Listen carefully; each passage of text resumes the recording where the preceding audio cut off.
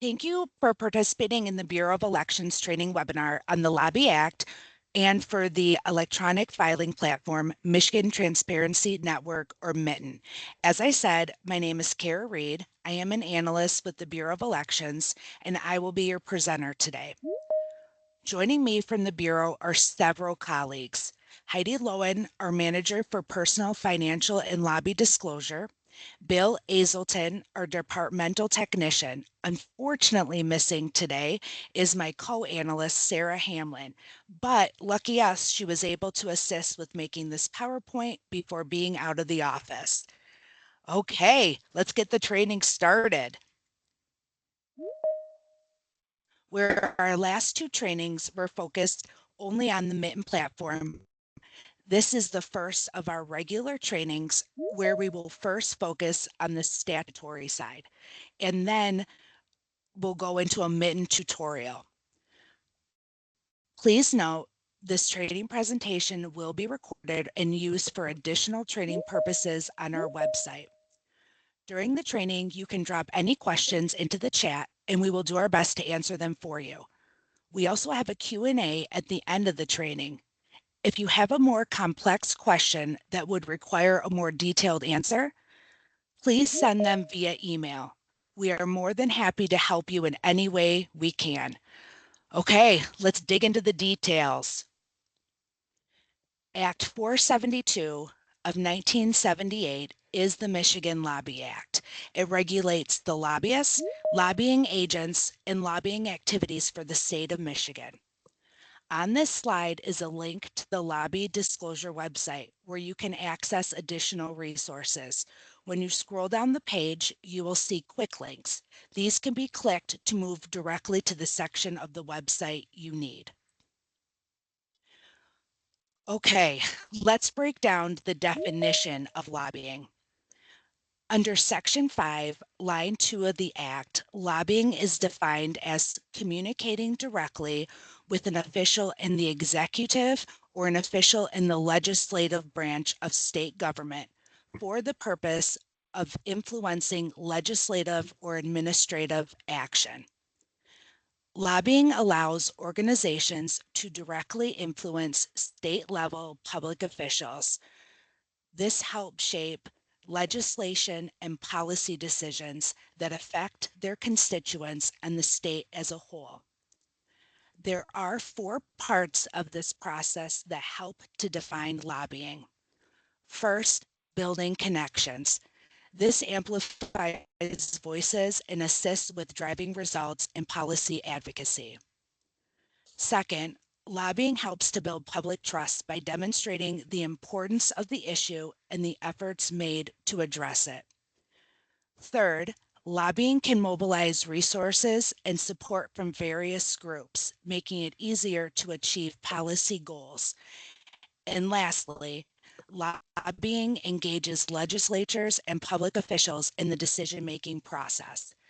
In summary, lobbying is essential for effective political engagement, policymaking, and public trust in the state of Michigan. There are additional lobbying definitions that are important for us to review. Understanding these terms is crucial as they help clarify the roles and responsibilities of different parties in shaping and implementing policy. These include communicating directly, influencing, administrative action, and legislative action. These are the terms used to describe different forms of communication and influence within the legislative and policymaking process. Here's a breakdown of them. Influencing. This refers to the act of persuading or changing the opinions of others. This can be done through direct communication or by encouraging others to take action. Administrative action. This typically involves actions taken by administrative bodies such as school boards or housing authorities rather than the legislative bodies. And lastly, legislative action. This refers to actions taken by legislative bodies such as introducing bills, voting on legislation, or passing laws. In Michigan, Lobbyable officials are defined under the Michigan Lobby Act. These officials considered lobbyable include state-level officials who may exercise personal discretion when making a decision regarding legislative or administrative actions. Under the Act, Section 5, Line 9, it defines an official in the legislative branch, and Section 5, Line 10, defines an official in the legislative branch. To break down these roles for you, the executive branch officials include the governor, lieutenant governor, secretary of state, attorney general, and certain classified directors and deputy directors of state departments.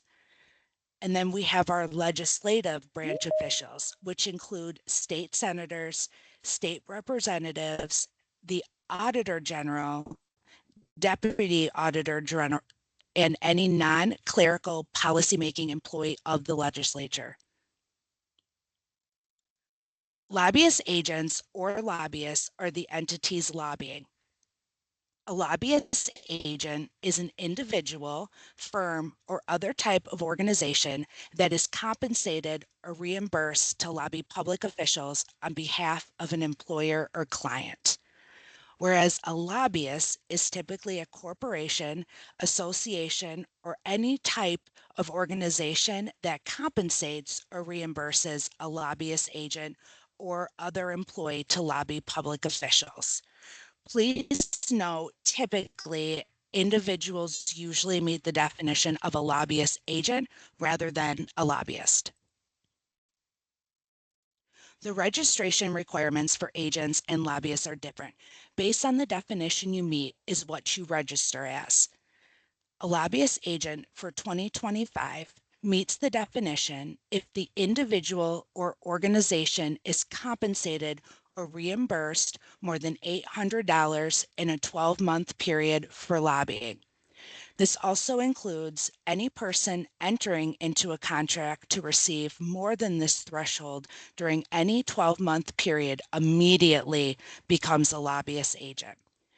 An agent must register within 3 calendar days of becoming a lobbyist agent. Please note this does remain unchanged for 2026 and the threshold is the same. A lobbyist for 2025 meets the definition if the individual or organization during any 12-month period has had expenditures more than $3,175 for lobbying. Also includes expending more than $800 during any 12-month period to lobby a single public official. The state or a political subdivision of the state becomes a lobbyist immediately upon contracting a lobbyist agent, regardless of the amount spent for lobbying. Lastly, any person entering into a contract to exceed these thresholds during any 12-month period immediately becomes a lobbyist. A lobbyist must register within 15 calendar days with the Bureau of Elections. We do want to note that the threshold for meeting the definition of a lobbyist has increased for 2026 to $3,200 instead of the $3,175 that was the threshold for this year. A lobbyist or agent that is an organization will designate one authorized individual as their authorized signatory. The authorized individual is the person who can sign and submit documentation such as an original registration, amended registration, financial report, termination report, or an amended report. If a registrant is an individual, only that individual can sign and submit documentation. If the registrant is an organization, the authorized individual can be the signatory on record for the registration, but can also be a registered lobbyist agent that is listed as an employee on the registration.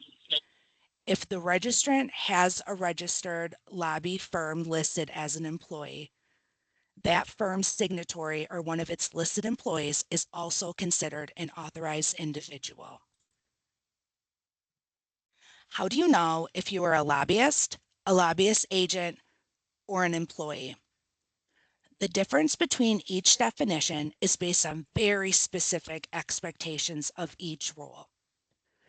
If you are retaining a person to communicate directly with a public official for the purpose of influencing or attempting to influence legislative or administrative action, and you are compensating or reimbursing that person for their expenditures, which exceed the current threshold for lobbying, then you are a lobbyist.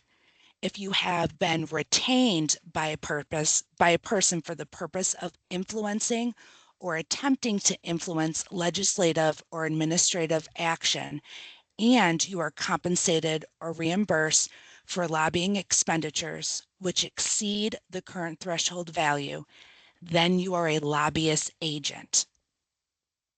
Then an employee is a person who is employed for the purpose of influencing or attempting to influence legislative or administrative action, receives compensation or reimbursement in excess of the current threshold value, but that amount is less than the threshold value for a lobbyist agent.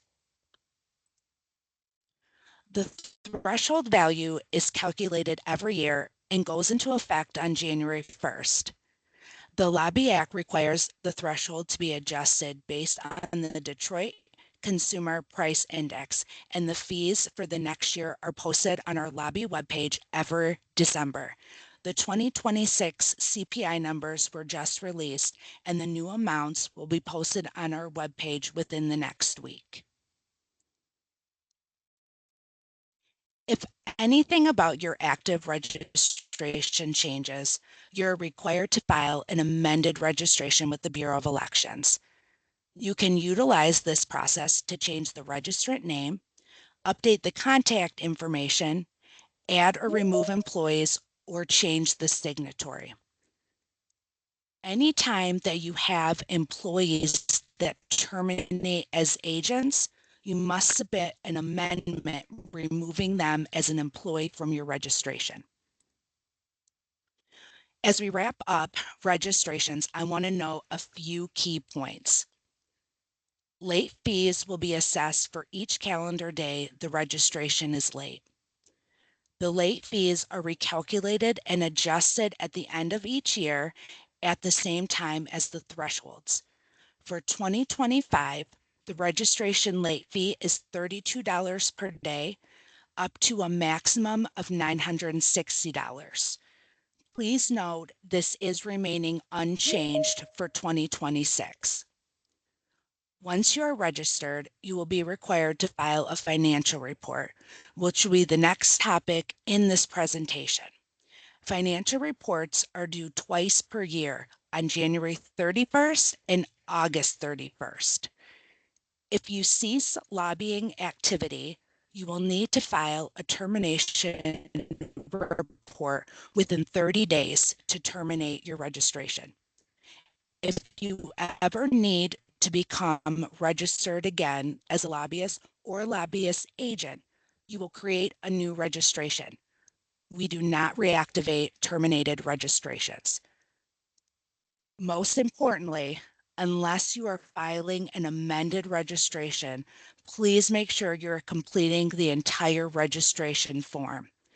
If a section of the form does not apply to you, please enter a NA to indicate it is not applicable.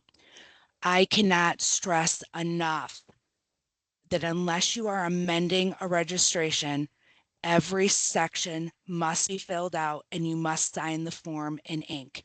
If any section is left blank or the form does not contain an ink signature, the form will be rejected and considered not filed.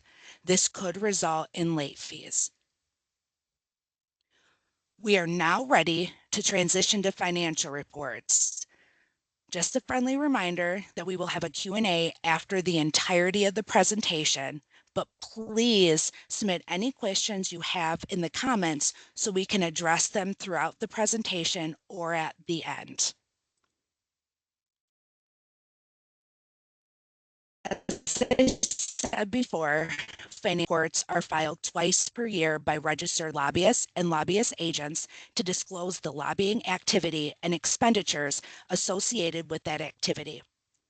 If a registration is active, then you are required to file each report, regardless if you engaged in any lobbying activity or had any expenditures during the reporting period. If you need to terminate your registration, you must file a termination financial report. The termination report must be filed within 30 days of ceasing lobbying activity. I'm going to give you an example of this. If you requested a termination date of May 1st, you can file your termination report anytime between May 1st and May 31st. The termination report would satisfy the summer financial report. If you need to make a correction to a report that has already been filed, you have 1 year after the report's original due date to amend it. The winter financial report is due every year by January 31st and covers the previous August 1st through December 31st. The summer financial report is due every year on August 31st. The summer report will cover the reporting period of the previous January 1st through July 31st. If these days fall on a weekend or holiday, the deadline will move to the next business day. Please note that January 31st falls on a weekend this year, so the deadline for the winter 2025 report will be February 2nd, 2026. A financial report, except for a termination report, cannot be submitted prior to the reporting period ending. So, for an example, we have the upcoming winter financial report. You cannot file in December and need to wait until January 1st. There is often confusion on what statement year to use for naming a winter financial report. The example you see shows that when you file your winter report in January 2026, the reporting period will cover August 1st, 2025 through December 31st, 2025. Therefore, the statement year you will select is 2025 and not 2026. The requirements for a financial report includes a brief description of your lobbying activity, an account of your expenditures for the reporting period. For the brief description of lobbying activity, please do not just copy and paste the statutory definition of lobbying as the description of your lobbying activity. Make sure you are providing a brief description of the specific lobbying activity. The next thing you provide will be an account of your expenditures by category. These are food and beverage, advertising and mass mailing, and other expenditures for lobbying. Okay, I hope you're all ready to get into more detail regarding these different expenditure types.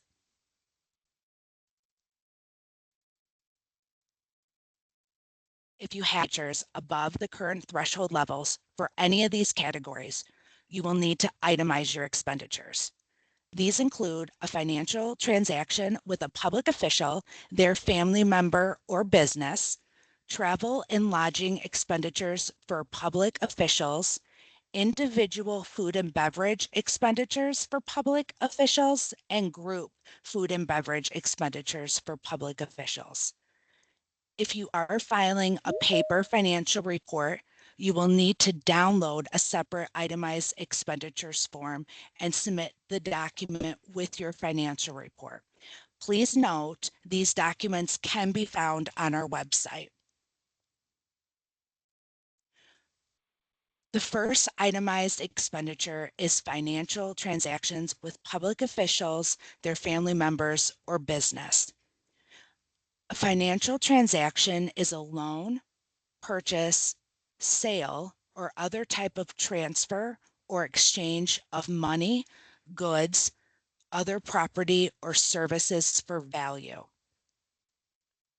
The 2025 thresholds are transactions of $1,600 or more between a registered lobbyist or lobbyist agent and a public official, a member of the public official's immediate family, or business with which the individual is associated. Please note this has been unchanged for 2026.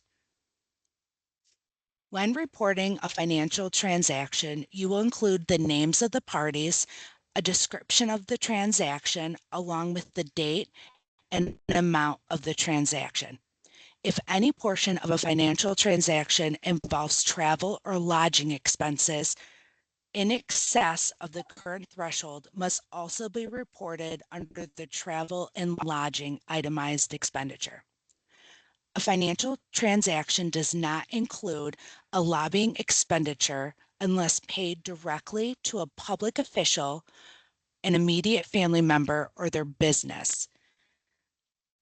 A transaction carried out during the ordinary course of the business of a lobbyist, if the primary business of the lobbyist is other than lobbying, and if consideration of equal or greater value was received by the lobbyist. This exception does not apply to lobbyist agents. The second itemized expenditure category is travel and lodging for public officials.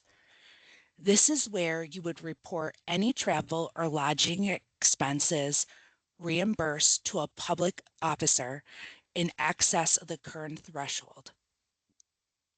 You will need to include the names of the parties to the transaction, a description of the transaction, and the date and amount of the transaction. A lobbyist or lobbyist agent that provides travel or lodging expenses to a state senator or representative must also provide a copy of the account to the effective state legislator, simultaneously with filing the report with the Secretary of State. This would only be for travel and lodging expenditures, as MCL 169.250 prohibits a state senator or state representative from accepting honorarium. The 2025 threshold amount for this category is an expenditure in excess of $1,025. Please know the threshold for 2026 has increased to $1,050 that must be reported.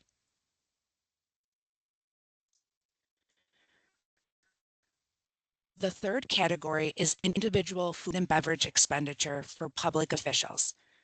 This includes expenditures for food and beverage provided to a public official, exceeding the current value in any month covered by the report or the current threshold value during that calendar year, which is January through the month covered by the report.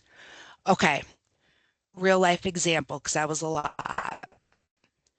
The 2025 threshold value for this category is expending more than $79 in food and beverage purchased for a public official in any month, or more than $475 in food and beverage from January 1st through the end of the reporting period.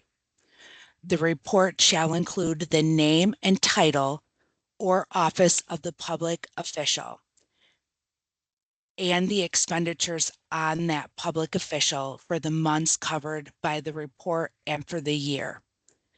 If a single check was used to pay for food and beverage on behalf of 2 to 25 public officials, you can average the check and report that total for each public official. The monthly threshold for this itemized expenditure category is unchanged for 2026, but has increased to more than 500 in food and beverage purchased between January 1st and close of books for the reporting period. Finally, we have group food and beverage expenditures for public officials. You will use this to report food and beverage expenditures for groups of more than 25 public officials.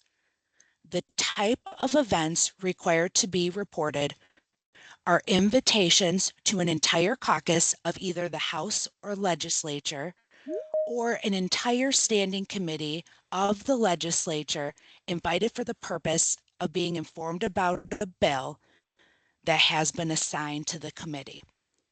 The invitations for these events must be received by the public official in writing. You will include the type of function held, a description by category of those who attended, the date, and the total amount expended for food and beverage. Now, a few key points to remember regarding financial reports. These must be received by 4 p.m. on the due date to be considered timely. Reports sent by certified mail and postmarked 2 or more days before the due date will be considered timely, regardless of when it is received by the Bureau of Elections. Late filing fees are assessed for each calendar day a report is late. The 2025 late filing fees are accrued at the amount of $32 per day up to $960, same as the registrations, and this does remain unchanged for 2026. The last part that I cannot stress enough, if you are filing a paper report, the entire report must be completed. Incomplete forms will be rejected, considered not filed, and subject to late fees. One thing we want to inform everyone of is the declaratory rulings and interpretive statements processes. This is something that has always been in statute, and we want to make sure everyone is aware of it and knows how to use it. The Department of State responds to questions regarding the application of the Act by 2 methods. The most formal procedure is a declaratory ruling. A declaratory ruling is issued when a request for a ruling concerns a specific factual situation. A person who will be directly affected by the ruling must make the request. The ruling is binding on the Secretary of State and the person requesting the ruling, unless modified or set aside by a court. A person requesting a declaratory ruling should do the following steps. 1. State that a declaratory rule is being requested. Indicate the specific existing set of facts involved. 3. Cite, if known, the legal authority upon which the request is based. The declaratory ruling request is made available for public inspection within 48 hours after its receipt. Written comments on the declaratory request are accepted from interested parties up to 10 business days after the request is received. A proposed response to the declaratory ruling request is made available for public inspection within 45 business days after the request is received. Written comments on the proposed response to the declaratory ruling request are accepted from interested parties up to 5 business days after the proposed response is made available to the public. The declaratory ruling is then issued within 60 business days after the request for the ruling is received. Now, if the department declines to issue a declaratory ruling, it must issue an interpretive statement. An interpretive statement is an informal response to a question that may be relied upon for general guidance, but is not binding on either the department or the requester. Interpretive statements are issued when a request for a declaratory ruling is not specific enough to warrant a ruling, or when a request concerns a hypothetical situation. Interpretive statements are also issued when a request for information is received and is significant for the general public, but does not come in the form required for a declaratory ruling. An interpretive statement does not have the force and effect of law and is merely explanatory. A person requesting an interpretive statement should state the question as specifically and clearly as possible. Oh, that was a lot, everyone. We are going to take a 5-minute break. How about everyone come back at 1:40? It'll be a little bit more than 5 minutes. And then we can go ahead and deep dive into Mitten.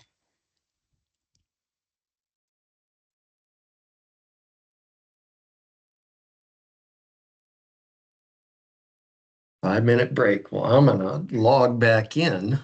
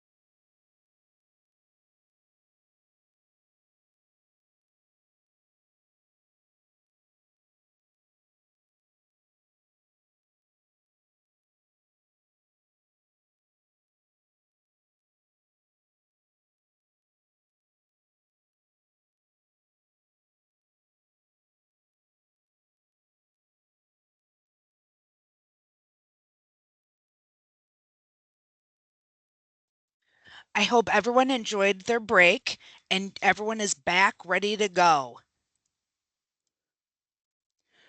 We're now going to flip to Mitten or the Michigan Transparency Information Network. My Login is the system that connects you to all state of Michigan services through one single user ID. The new Michigan Transparency Network, also known as Mitten, is accessed through My Login. Please make sure you have watched the training video available on our website regarding setting up your My Login account. If you have any questions or need any assistance related to My Login only, the My Login help desk can assist you with issues related to My Login. They are not able to assist with any Mitten related issues or answer any questions about Lobby. The Michigan Transparency Network is an online platform and is the single point for all disclosure related filings and public searches regulated by the Michigan Bureau of Elections. This currently includes filings for campaign finance, personal financial disclosure, and lobby disclosure. Future Mitten applications will include legal defense funds and casino interest registration. For today's training, we will only be covering the lobby aspects of the platform. For lobby disclosure, you will utilize Mitten to manage a registration, including filing a new registration, amending a current registration, or terminating a registration. You will also file your financial reports inside Mitten. Please, as a reminder, Mitten can only be accessed through a My Login account.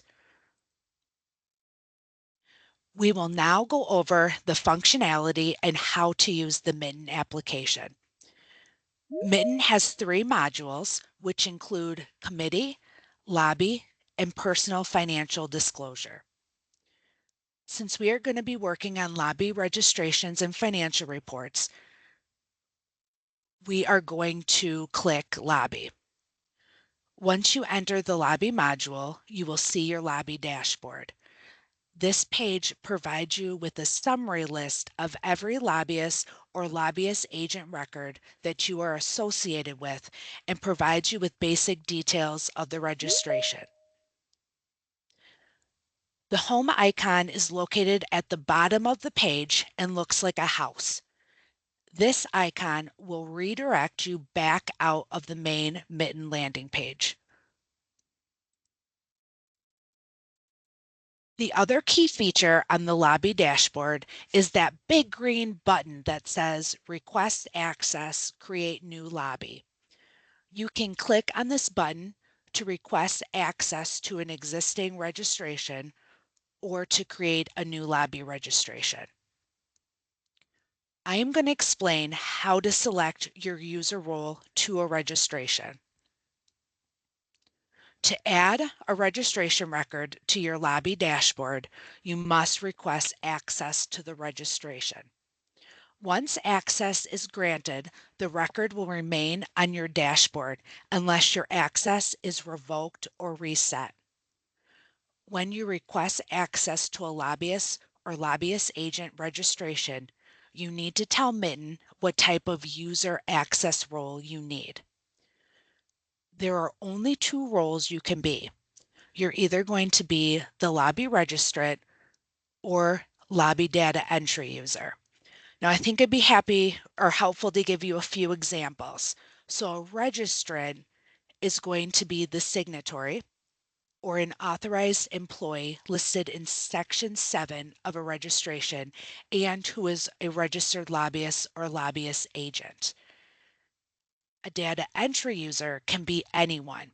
However, we want to make sure everyone understands a data entry user will be restricted to inputting information only.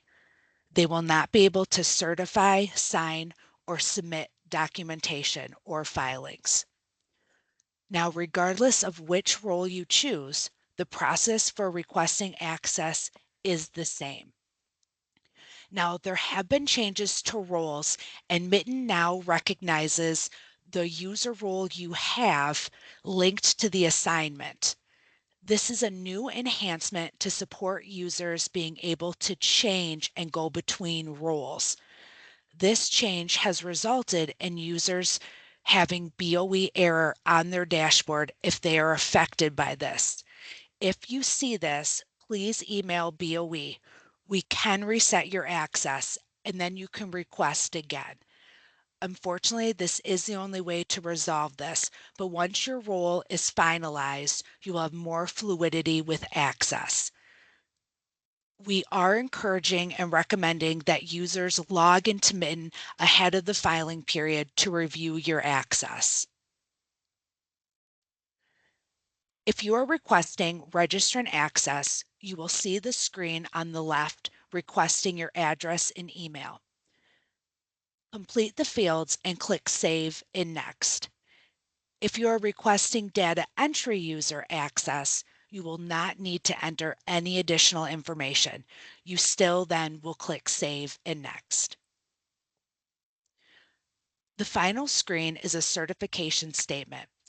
This will look the same regardless of which role type you are requesting. Check the small box next to the certification statement, followed by Submit.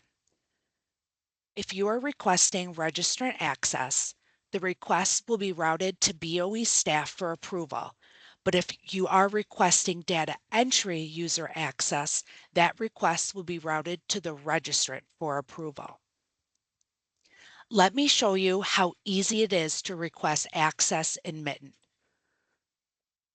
To request access to an already active Lobby ID, from the Lobby landing page, I will click Request Access, Create New Lobby.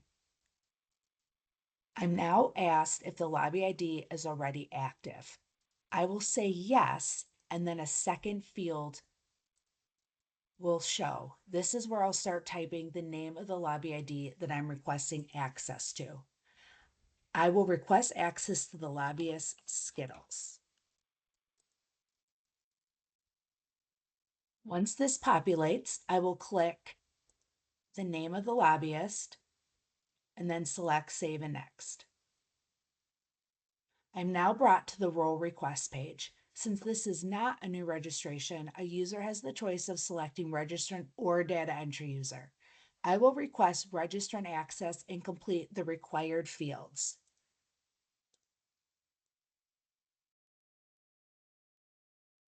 Then click Save and Next. This will now submit to the Bureau of Elections to review the request.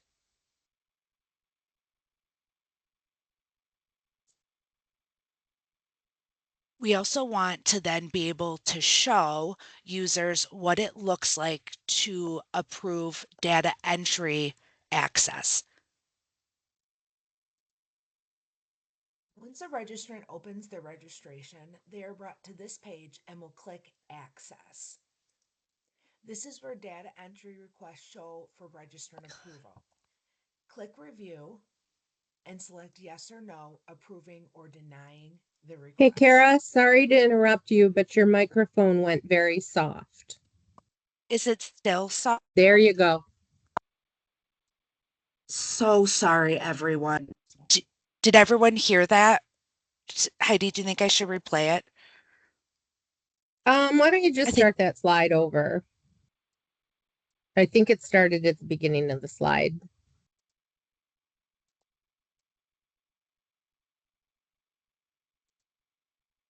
Once a registrant opens their registration, they are brought to this page, Access. This is where data entry requests show for registrant approval. Click Review and select Yes or No, approving or denying the request.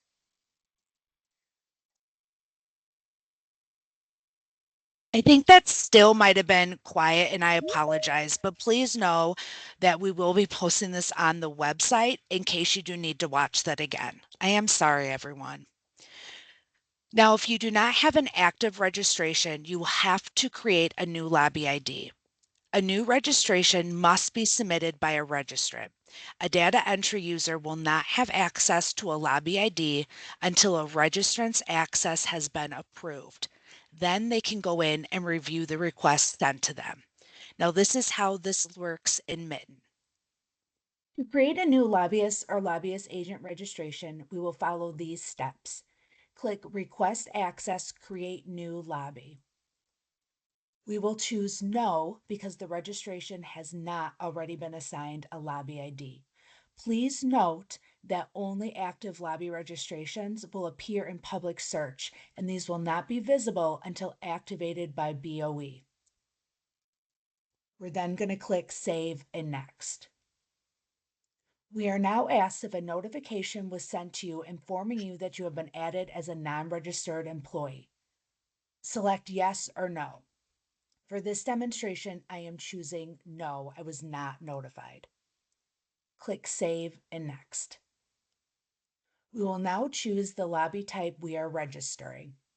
I will select a lobbyist and choose Organization and call it BOE.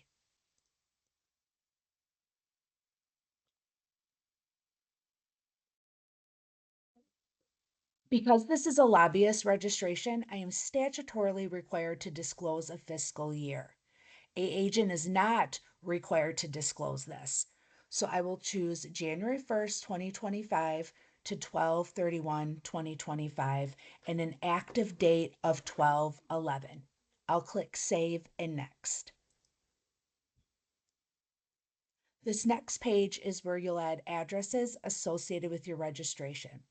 A registrant mailing address and business address is required regardless if you're registering as an individual or as an organization. If you are an individual, you are also required to add a residential address. I am registering today as a lobbyist organization. I will choose registrant mailing address from the dropdown. I will add my name, Kara Reed, as the signatory.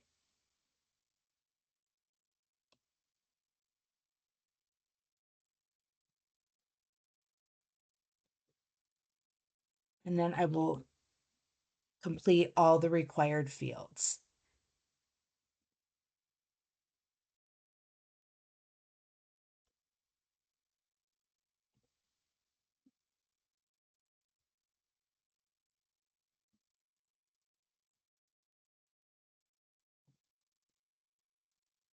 You will see that there's a button that can be checked if the mailing address is the same as the business address.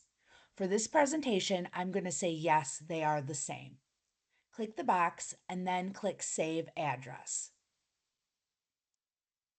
These will populate at the top of the screen as shown here. Click Save and Next.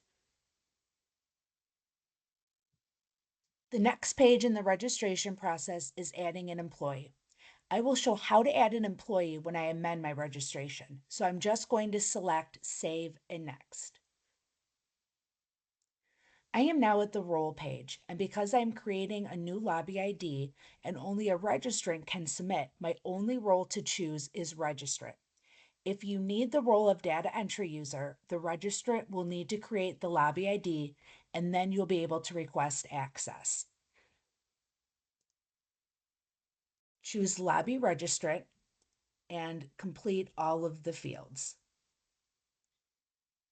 Click Save and Next.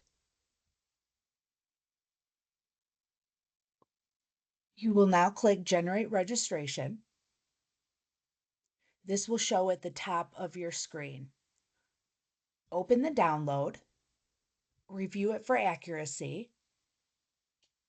You will then print this document. The registrant will sign with a handwritten signature and then scan the document back into Mitten. This is then uploaded to the certification page by clicking Choose File. If for some reason you're not able to complete the registration process at this stage, you can save and exit. If you leave the registration process at any other time than the save and exit, your draft will not save and you'll have to start again. But we clicked Save and Exit. I am now brought back to my dashboard. The draft will show in the tab Request Pending Signature. I'm going to select the registration that needs to be submitted.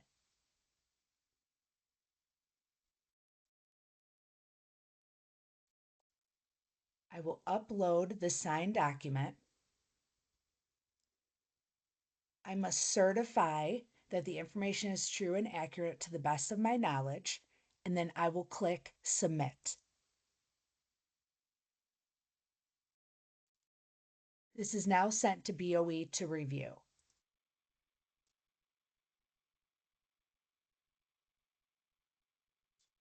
Once you have access to your lobby registration, you're able to navigate to different tabs and perform different functions. I'm going to take you on a deep dive into the features of the lobby dashboard. I will now show all the different options available to you when you select a registration from your landing homepage.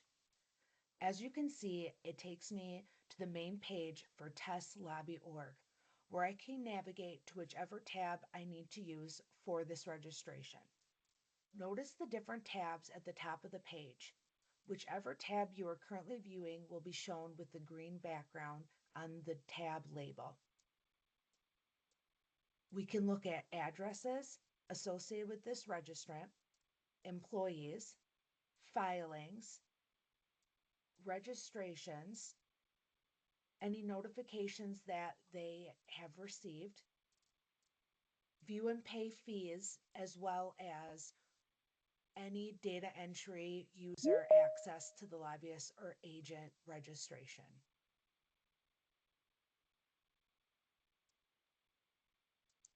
If any change needs to be made to your original registration, it must be done through submitting an amendment.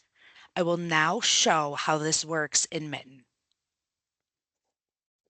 There may be a time when you need to make a change to your registration, and this is done by submitting an amendment. To start this process, you will go to your lobby landing page and choose the registration that needs to be changed. I will choose BOE. Once this is selected, it'll open to the lobby dashboard. We click Registrations. You will see that there is a Submitted tab. This is where the original or amended registrations that have been submitted will show. There is also a separate tab labeled Draft. This tab is where a registration in progress will show. Please note that if you leave the amendment without clicking Save and Exit, the draft will not be saved and you'll have to enter the information again. Although the registrant is the individual that can create a new registration, a data entry user is able to prepare an amendment. To start the amendment process, we will click Amend Registration.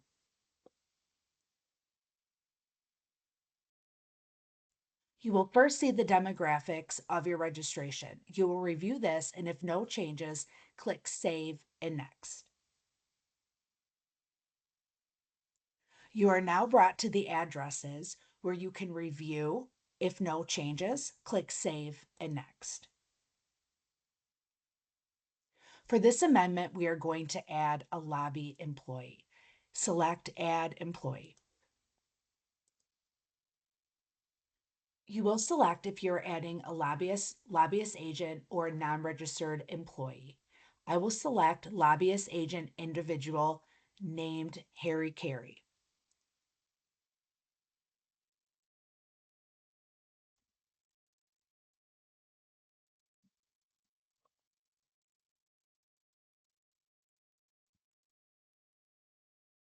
No results were found, so I will need to add a non-registered employee.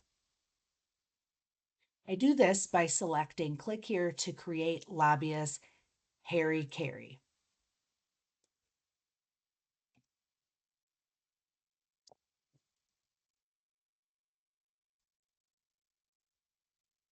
I will complete the required fields. When adding an employee, you must have an email address or the employee cannot be added and you'll receive an error as shown.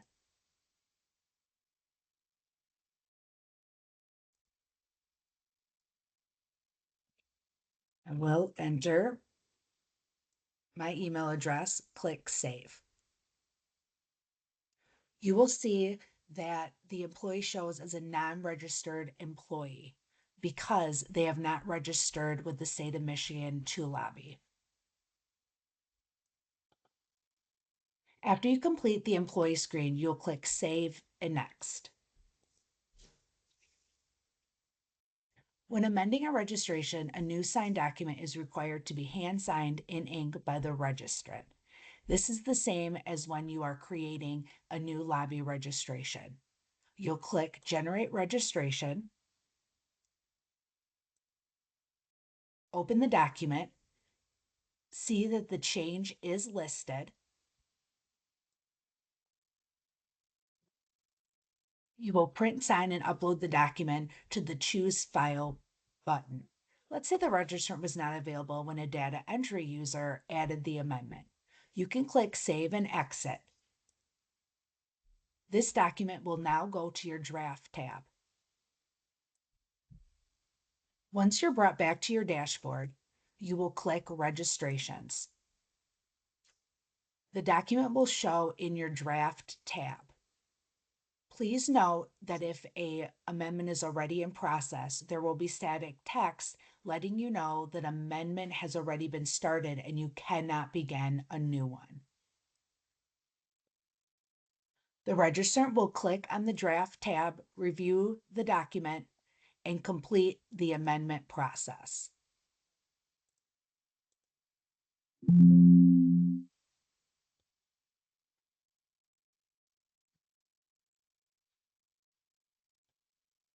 We added a new function to Mitten we hope you like as much as we do. A user will be able to view the uploaded signed document from their dashboard. It does not matter if this is an original or an amendment. You will select a submitted registration, and the document will populate for you to see.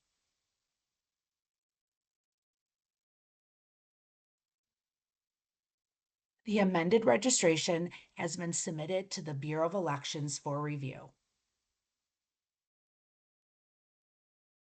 So once we have an active registration, as we said before, you are required to submit the summer and winter financial reports. Here is a demonstration on how to complete this in Mitten. To submit a financial report in Mitten, you'll start by going to your lobby landing page and select the lobby ID you're submitting the financial report on. This will open to your dashboard. You will select Filings. When this opens, you have two tabs, Submitted and Draft. To submit an original filing, you will click Add New Filing.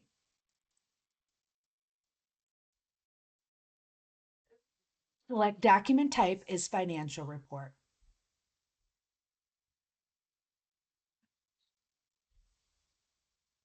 You now will choose the document type, either Summer, Winter, or Termination Report.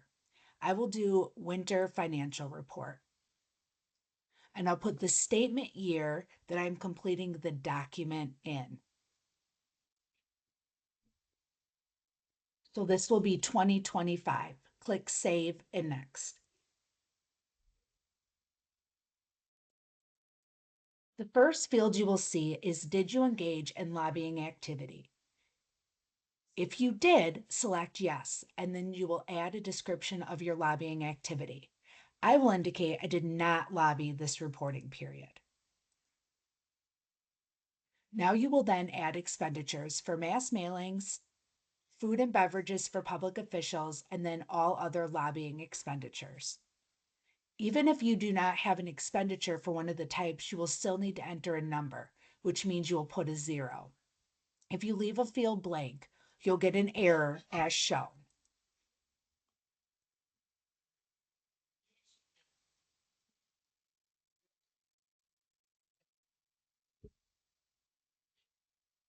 So we'll go back and add zeros into all the fields. Then click Save and Next. The next page is Itemized Expenditures. I will add itemized expenditures when I amend my financial but we're not going to have any for this original. For any reason you have to stop your financial report filing, you will click Exit.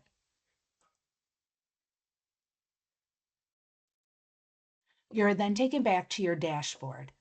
The registrant is the only person that can file the financial report.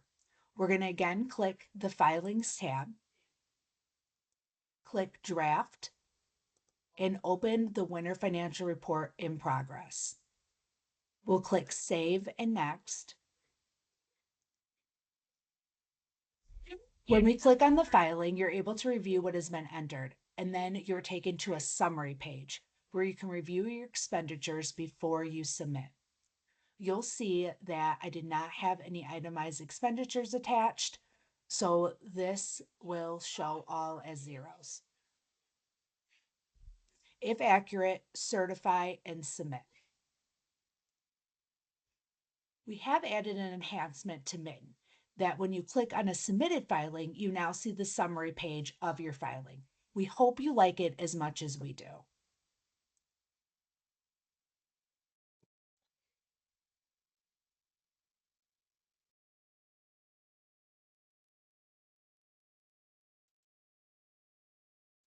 Now, if you need to correct anything that was submitted on a previous filing financial report, you will do this by submitting an amendment. Now, this is what an amendment looks like in Mitten. If you determine that you need to make a change to your financial report, you will submit an amendment. We'll start by choosing the lobby ID from your landing page. The page will open to the dashboard. Again, we'll click the Filings tab. This time we'll stay on the Submitted tab. We're going to click the filing that needs to be amended. The summary page is shown for review. Once you identify what needs to be changed, you'll click Amend Filing.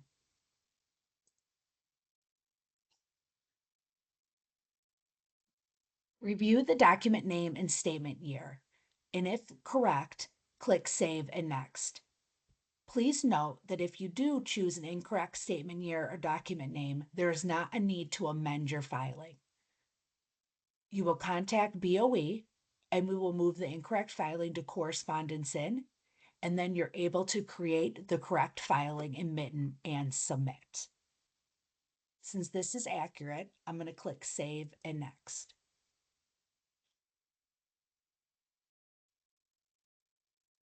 You'll review the next page to see if any changes need to be made to your expenditures.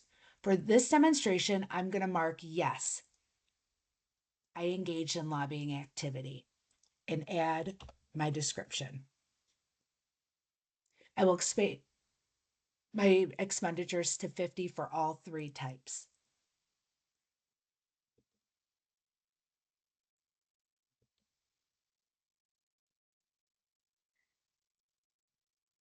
Then click Save and Next. For this amendment, we're going to be adding itemized expenditures. Click Add Itemized Expenditure. You will select your expenditure type. We're going to check Financial Transactions. Then indicate the parties involved. We will choose Public Official. Then click the magnifying glass to search for the public officer you lobbied. For this demonstration, we are going to use Governor Whitmer. Start typing in Whitmer. Once the name populates, you will select it. Add the purpose and description, the date that you lobbied, and the amount. Then click Save. Once you've entered all your itemized expenditures, you will click Save and Next. You're taken to the summary page to review. You will see the amount for the expenditure fields have updated, and now it shows itemized expenditures are attached. When you're ready to file, you'll certify and click Submit. When you go to your dashboard and click Filings, you'll see that the original filing as well as the amendment show.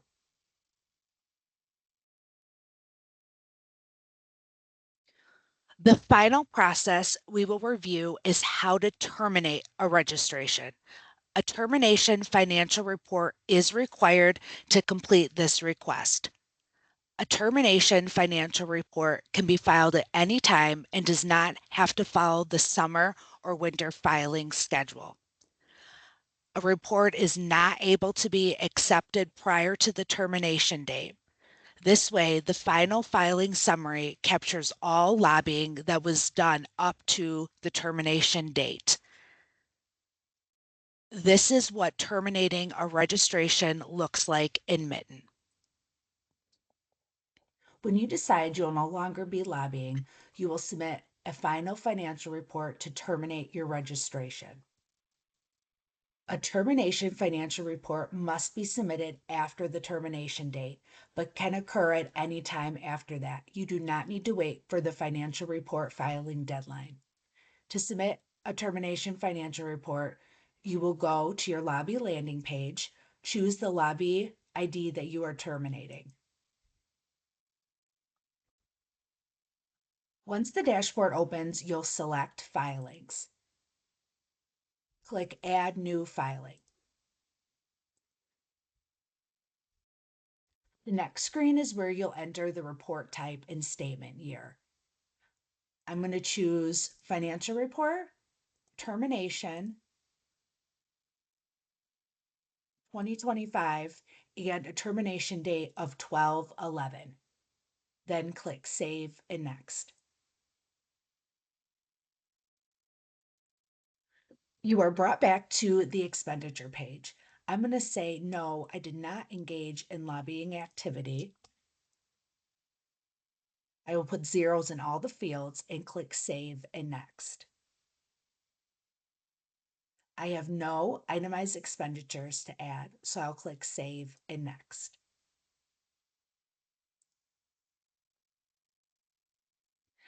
I will review the summary page, and if there are no changes, I will certify and click Submit.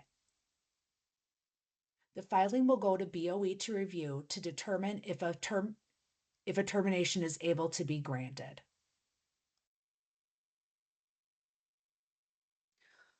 Okay, that was a lot, you guys, but I'm so glad you stuck with me. That does conclude our presentation. We are so appreciative that you did attend. If there are any questions that have not already been answered in the chat, please go ahead and you can raise your hand and we'll start calling on people. Yeah, actually, before we get into new questions, if you don't mind, sorry, this is Heidi Lowen. I'm the manager of this section. First of all, congratulations to Kara for a great presentation. I think we've all come away with some very valuable knowledge and ready to confidently tackle our winter filings that are due February 2nd this year. They're due by 4 p.m. Before we get into live questions, I just want to recap a couple of the questions that were asked during the presentation, because I think some of these are relevant to a lot of you and might just help everybody. So one of the questions that we were asked is about the registration. Do you have to, if you submitted a 2025 registration, must you also then submit a 2026 registration? And the answer is no, because once you are registered, you remain registered until whatever time in the future you file your termination report that Kara ended her presentation on. Prior to that, you remain active over that entire time span, and you are also responsible for financial reports. We also were asked if we would get a copy of this training, and the answer is yes. We will be posting the recording of this in just the next couple of days. We are generally 3 to 5 days ish or so, so we'll have it up very quickly for you. Also, please be aware that the 2026 thresholds are already up online. So if you go to our lobby homepage, you can get those. I would highly recommend that if you have not already bookmarked our lobby disclosure homepage, that you please do so. I just put it in the link again.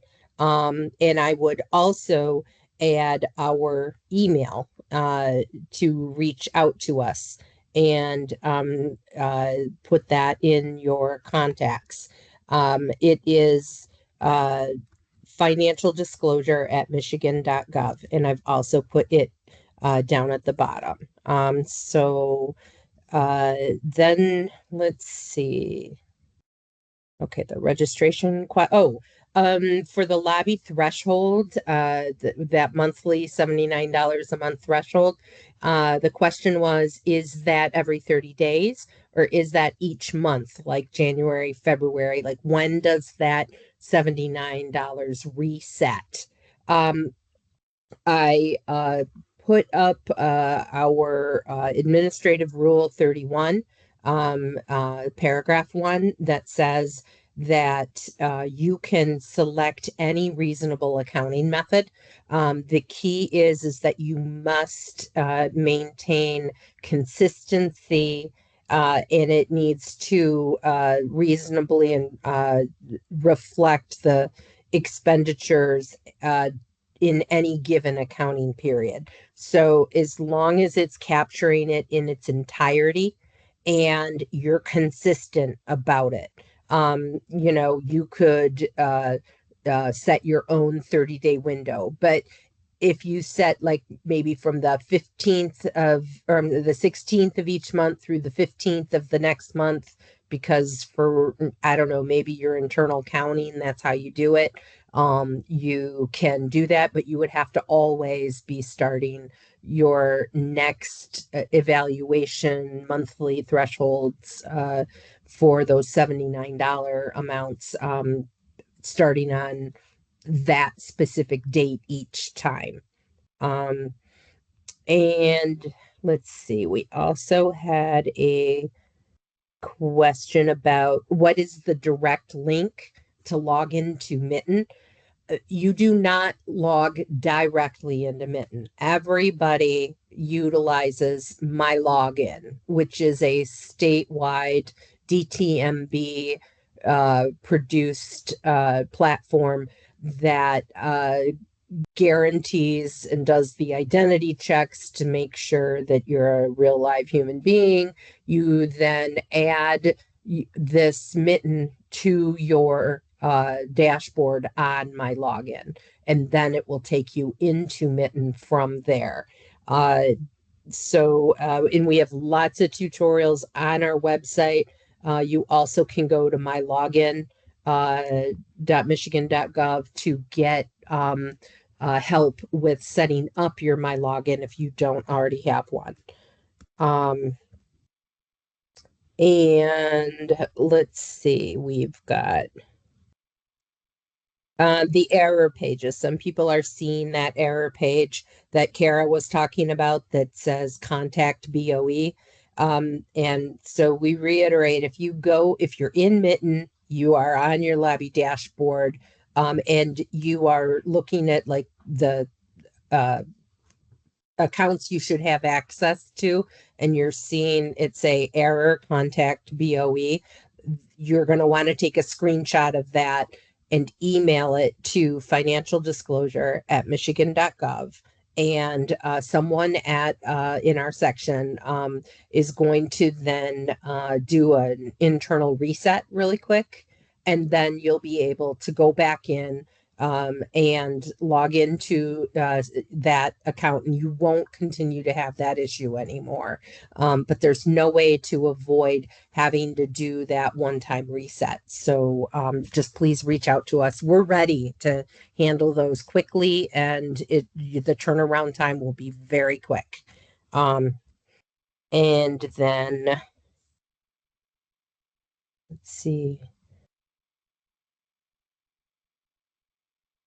Okay, so that was all of the questions as of the end of the presentation. We've had a few more that, thank you, Bill, for taking lead on posting responses in our inbox today.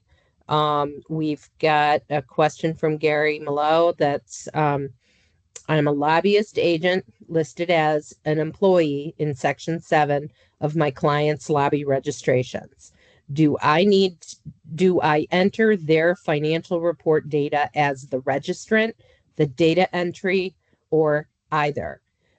The answer in this case, because you are listed in Section 7 as their lobbyist agent, and presuming that you yourself are also registered as a lobbyist or agent yourself, then you have registrant access, and that is what you should select. Okay, there's a slide that Kara did that specifically says which you are. And so if you want to go back and replay that, we also have this information on our lobby website and in the manual.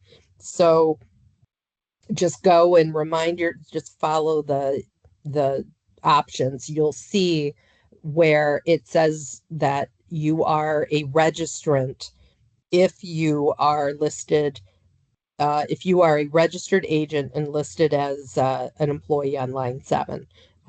So hopefully that helps. Let's see, can we reiterate what user types are, or point to the definitions of where they are online?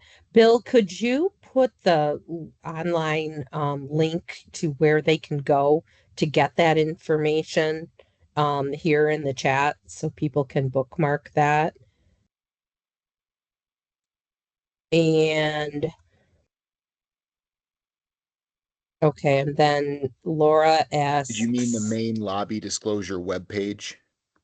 yeah, where it says like no, it would be the user types. I think that's what Anna is asking for, what the user types are for Mitten. Anna, if you're on the call and you want to clarify.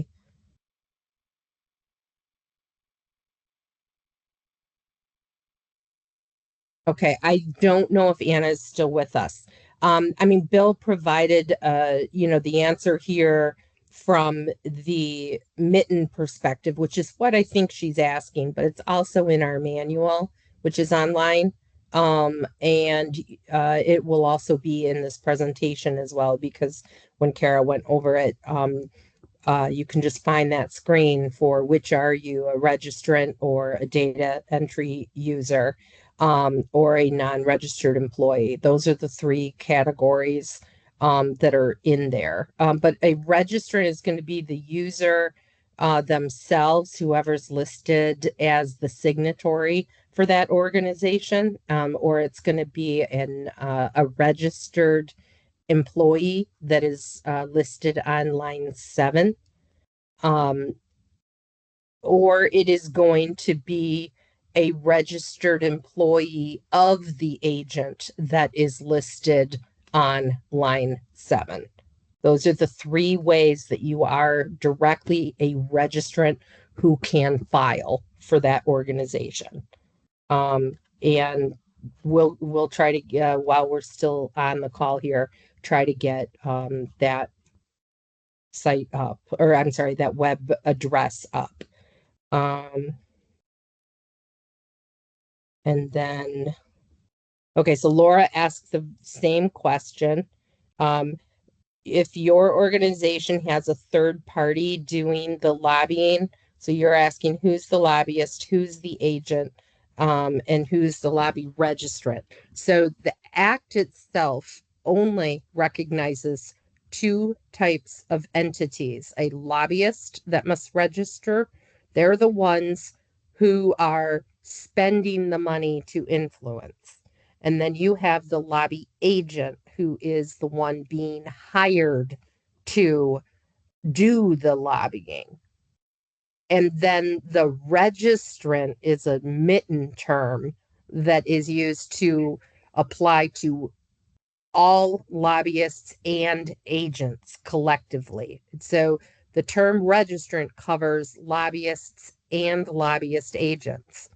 Where someone is not a registrant at all is when they're not a lobbyist, they're not a lobby agent, but they are that third party that um, is like preparing the reports or doing the work of it, of the lobbying disclosure, but they are not doing the lobbying. So if Laura wants further clarification and you're still on, Laura, by all means, we can try to clarify more specifically. But that's a very important distinction, that that term lobby registrant is what we use to cover both lobbyists and agents in terms of access and ability to directly submit filings. Okay, are there any, Bill, did I miss any questions? Are there any others you've seen that should be addressed? We do have a hand raised. Okay, so we're going to go to our live questions now. So, Bill, do you want to call out the names and sort of manage the hands up? Yeah, we have Jennifer Olson has her hand raised. So Jennifer, if you're able to turn on your microphone, Can you hear me? we I can hear can. you. Okay, great. I have actually a two-part question. The first is, we used to be emailed an acknowledgement of the receipt and acceptance of our filing. And it also included a copy attachment of our filing. Is there a way to do that anymore or click on something so that we receive that?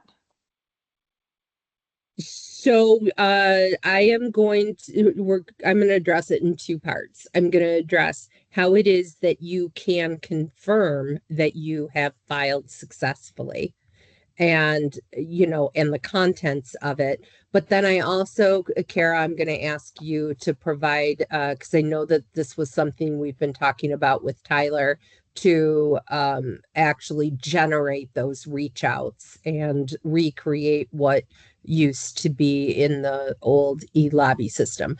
But right now, you can, after you submit this, as soon as you've submitted, just go back to that lobby dashboard, and you will be able to see that client. If you have multiple clients, you'll see all of your clients, and click on the one you just submitted and go to the filings tab, and it will show that it is submitted. You can take Yeah, a that's what I've screenshot. been doing. Yeah, and you can take a screenshot of that. You can also pull up the filing from there, and it will can show you the content of your filings. And so What do now, you click on once you see the submitted? yeah, once you see submitted, that is actually a line item So you inside can of click the on that. mitten, so you Okay. can click on it. Yeah, and Okay. it'll take you, that's where you would go to amend as well.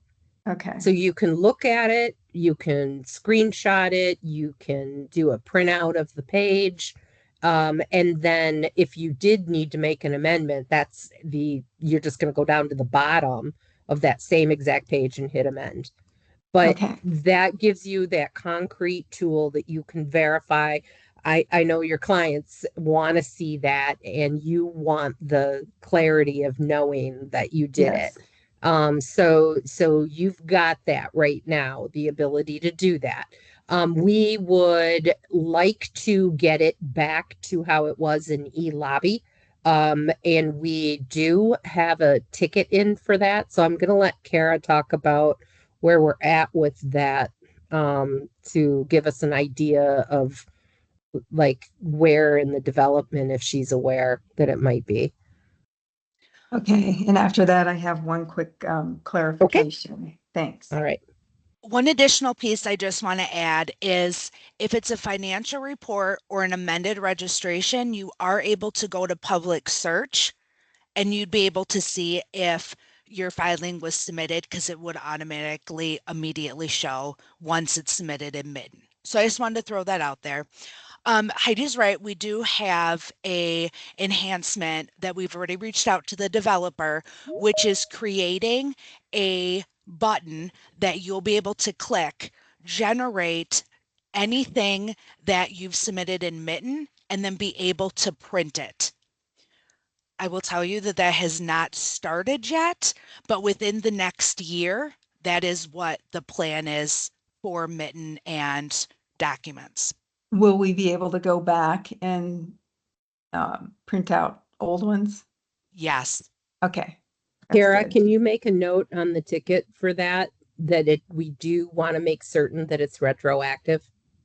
Absolutely. I also wanted to say we are very grateful when people send us messages of things that would be um, well liked for Mitten to be able to do so that we can stay in touch with our developer about that. We really want the platform to be what you need. Okay. Yeah, and also sort of on that same note, and I truly do not say this as an excuse. I say it just so that you have like the mindset of how helpful and why that's so helpful. Our section, the lobby and personal financial disclosure section was part of the overall disclosure section that included campaign finance and all types of disclosure up until December of 2024. So we are just now having our like 1 year anniversary of being our own section. Okay. I've been in the disclosure section for several years. But I did not do lobby until I came over as the manager for the section. And the only person who used to do lobby retired, and there was no overlap. So I never used e-lobby. And so, I did, and a lot of these things were teed up to be in the new system, and we are really making our way through them. I feel like we are in such a better place now than a year ago. But I didn't even know that those emails went out. They did it so automatically that Correct. it wasn't ever touched by an analyst. Okay. So yeah, be sure when you see things that go, hey, we used to be able to do XYZ. I mean, yeah, let us know, because we want it to be able to do everything plus so much more and better. I mean, we're really excited about this new platform. Okay, thank you for answering those questions. I just want to go over one more time because we do things in the state of Texas differently. When I terminated a treasurer, or I guess here would be our lobbyist, it also served as a final report. Would that work the same way? Because in January, we will be terminating our lobbyist. Will that serve as the winter report also? His last report? That's a great question. Okay, so let's say that lobbyist who will be terminating in January, let's just for argument's sake say that it's going to be on January 20th. Okay. So what you're going to do is you're going to have to submit a full winter 2025 report that will cover the time frame from August 1st through December 31st. The entire time frame of that report, it's not like, this lobbyist terminated during that time frame. Right. They terminated after. So Right. you owe us a full report that can be filed anytime after January 1st, and it will cover all the way through December 31st. You will also then owe us what you're calling a final report. We call it a termination report. And it is essentially an early filed summer report. Okay. Okay. So you're going to, because you have to account for the time from January 1st through January 20th when they've actually terminated. We need to know what happened lobbying wise, or if nothing happened for that little bit that fell after the winter report. Okay. Okay. It also then releases you from any obligation to file that summer report just to cover that little bit, because the termination report did it already. Okay. So that makes sense. Okay, great. Okay, got it. Those Okay. were all my questions. Thank you so All right. much. I'll bet everybody else was wondering a lot of that too. They're very common questions to be asked.